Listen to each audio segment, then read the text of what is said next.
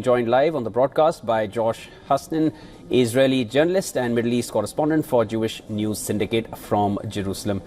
Thank you so much for joining me. I wanted to understand, soon after the fall of Damascus, the statements had started coming out from the Israeli side that a ceasefire and a truce deal and exchange deal will be, it is imminent. Do you feel that has in a way played out and there is no further impediment now for the ceasefire to take shape? Well, from what we understand, Israel's highest leadership is meeting today on this very issue to discuss a potential deal with Hamas. We're talking about hostages being returned home in exchange for terrorist prisoners. Israel is insisting that the hardened terrorist prisoners are not able to go back to Gaza or go back to communities in Judea and Samaria. Israel wants them removed from the area so they do not pose another threat, so that Hamas cannot carry out another October 7th attack. Now, let's remember, Hamas has rejected every single ceasefire offer until now. And why are things different in these current negotiations? The fact is Hamas has been weakened tremendously. They no longer have Hezbollah on the northern border on their side. And Israel has targeted Iran time and time again. So Hamas is definitely leaning towards accepting some sort of deal. Israel wants, of course, to get back all 100 hostages. Hopefully many of those are alive and those who are not alive for a proper burial.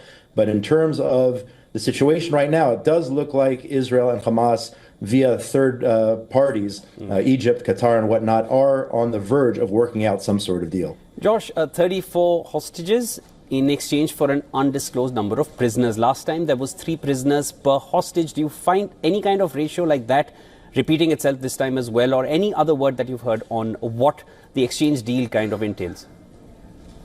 At this point, Israel has not confirmed anything in terms of numbers of hostages for prisoners. We don't know exactly officially what that deal might look like. I understand that you heard a report there indicating as such, but on this end, we have not been given any confirmation in terms of who's going to be released, how many Israeli hostages will be set free, and who exactly are the prisoners which Israel is willing to let go. But it is very important to note that you're talking about terrorists who are in Israeli jails, who have committed mass murder, who have carried out horrible attacks against the Israeli people. And that is why Israel does not want them. First of all, we don't want to release any of these terrorists, but if we must do so in order to bring back the hostages or force Hamas to release the hostages, we want them not in this area. We want them not to have the ability to carry out another October 7th style attack.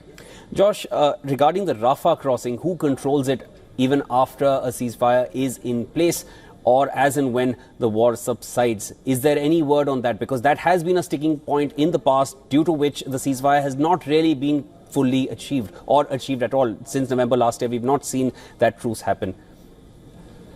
Yeah, Israel until now is insisting that it maintain control over Rafah and the Netzarim crossing. And the reason is because for so many years, Hamas was smuggling weapons from Egypt. And we cannot go back to a situation where Hamas once again starts bringing in weapons, reestablishes itself in Gaza in order to be able to carry out other types of attacks. So I believe, and sources indicate at this point, that Israel will maintain some sort of presence in Gaza, whether it includes the Philadelphia corridor, that's the strategic area between Egypt and Gaza, and the Netzarim corridor, which is a main artery, as well as certain areas in northern Gaza. I think Israel will have to maintain a military presence for a long time.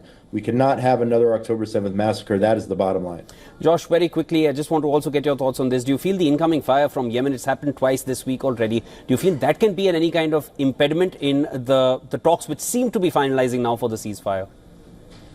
Yeah, I don't think so. Let's remember that the Houthis have fired 300 ballistic missiles at Israel, another 170 drones.